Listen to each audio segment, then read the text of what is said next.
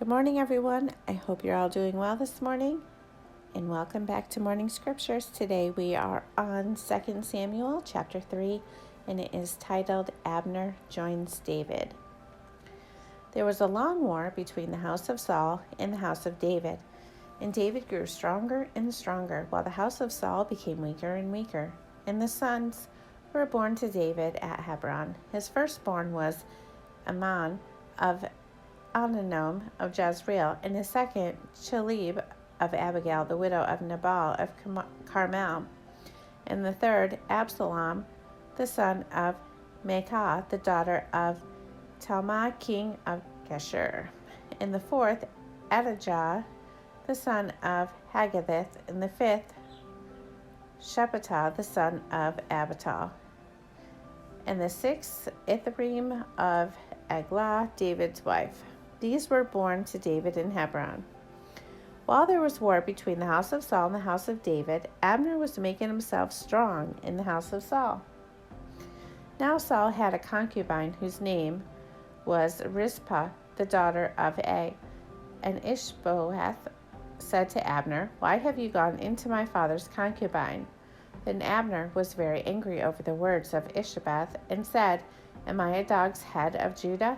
To this day I keep showing steadfast love to the house of Saul your father, to his brothers and to his friends, and have not given you into the hand of David. And yet you charge me today with a fault concerning a woman.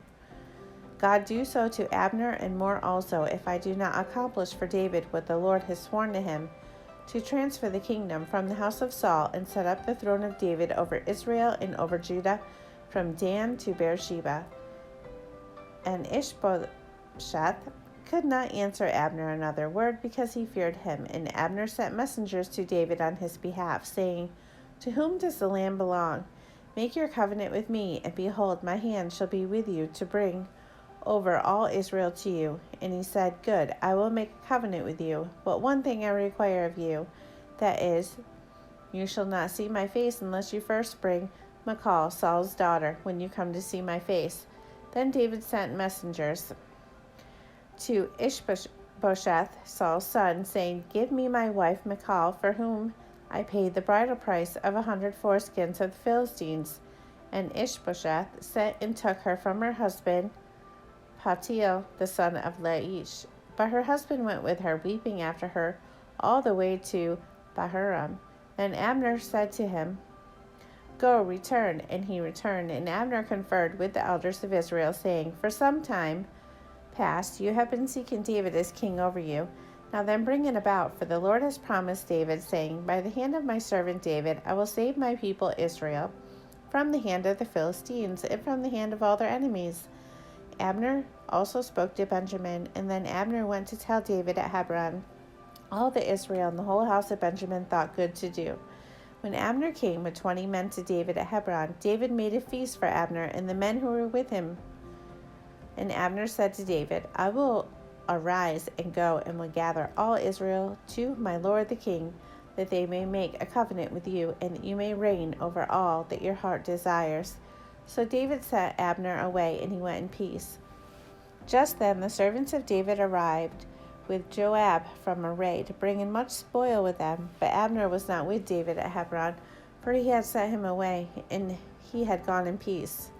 When Joab and all his army that was with him came, it was told Joab, "Abner the son of Ner came to the king, and he has let him go, and he has gone in peace." Then Joab went to the king and said, "What have you done? Behold, Abner came to you. Why is it that you have sent him away so that he is gone? You know that Abner the son of Ner came to deceive you, and to know your going out and your coming in, and to know all that you are doing." When Joab came out from David's presence, he sent messengers after Abner, and they brought him back from the cistern of Sarai. But David did not know about it, and when Abner returned to Hebron, Joab took him aside into the midst of the gate to speak with him privately, and there he struck him in the stomach, so that he died for the blood of Ashal his brother. Afterward, when David heard of it, he said, "I and my kingdom are forever guiltless before the Lord for the blood of Abner the son of Ner." May it fall upon the head of Joab and upon all his father's house, and may the house of Joab never be without one who has a discharge, or who is leprous, or who holds a spindle, or who falls by the sword, or who lacks bread. So Joab and Abishai, his brother, killed Abner because he had put their brother Asahel to death in the battle at Gibeon. Then David said to Joab and to all the people who were with him, "Tear your clothes and put on sackcloth and mourn before Abner." And King David followed the bier. They buried Abner at Hebron. And the king lifted up his voice and wept at the grave of Abner, and all the people wept. And the king lamented for Abner, saying, "Should Abner die as the fool dies? Your hands were not bound, your feet were not fettered. As one falls before the wicked, you have fallen." And all the people wept again over him. Then all the people came to persuade David to eat bread while it was yet day. But David swore, saying, "God do so to me and more also, if I taste bread or anything else till the sun goes down."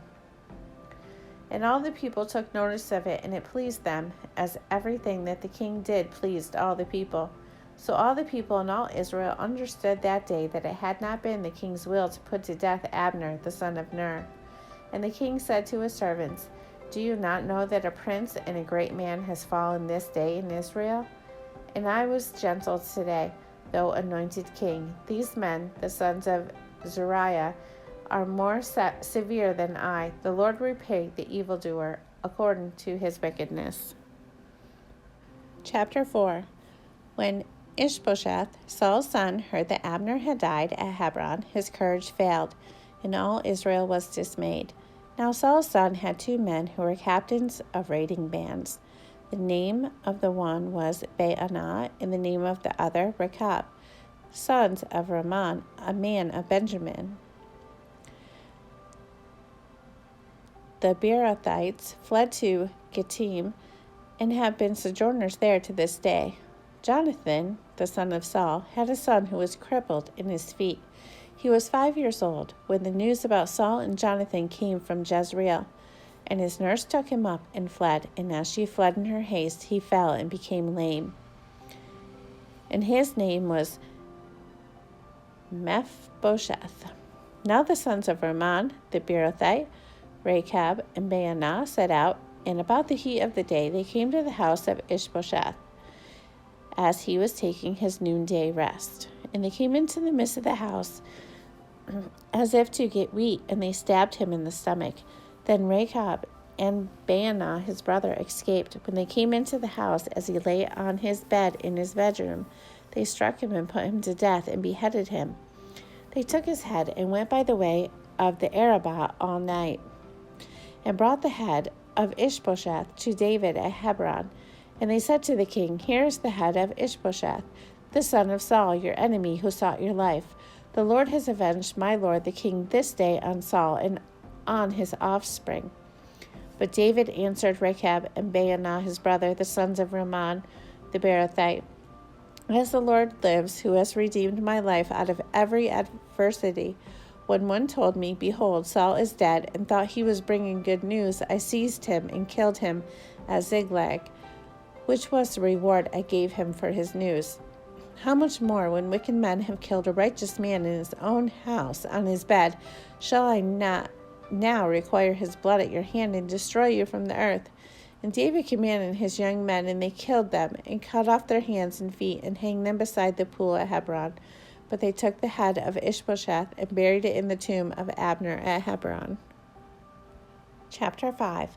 Then all the tribes of Israel came to David at Hebron and said, "Behold, we are your bone and flesh. In times past, when Saul was king over us, it was you who led out and brought in Israel. And the Lord said to you, 'You shall be shepherd of my people Israel, and you shall be prince over Israel.' So all the elders of Israel came to the king at Hebron, and King David made a covenant with them at Hebron before the Lord. And they anointed David king over Israel. David was 30 years old when he began to reign, and he reigned 40 years. At Hebron he reigned over Judah 7 years and 6 months, and at Jerusalem he reigned over all Israel and Judah 33 years. And the king and his men went to Jerusalem against the Jebusites, the inhabitants of the land, who said to David, 'You will not come in here, but the blind and the lame will ward you off,' thinking David cannot come in here. Nevertheless, David took the stronghold of Zion, that is, the city of David. And David said on that day, whoever would strike the Jebusites, let him get up the water shaft to attack the lame and the blind who are hated by David's soul. Therefore it is said, the blind and the lame shall not come into the house. And David lived in the stronghold and called it the city of David. And David built this city all around from the Millo inward. And David became greater and greater, for the Lord, the God of hosts, was with him. And Hiram, king of Tyre, sent messengers to David and cedar trees, also carpenters and masons who built David a house. And David knew that the Lord had established him king over Israel, and that he had exalted his kingdom for the sake of his people Israel. And David took more concubines and wives from Jerusalem after he came from Hebron, and more sons and daughters were born to David. When the Philistines heard that David had been anointed king over Israel, all the Philistines went up to search for David. But David heard of it and went down to the stronghold. Now the Philistines had come and spread out in the valley of Rephaim. And David inquired of the Lord, shall I go up against the Philistines? Will you give them into my hand?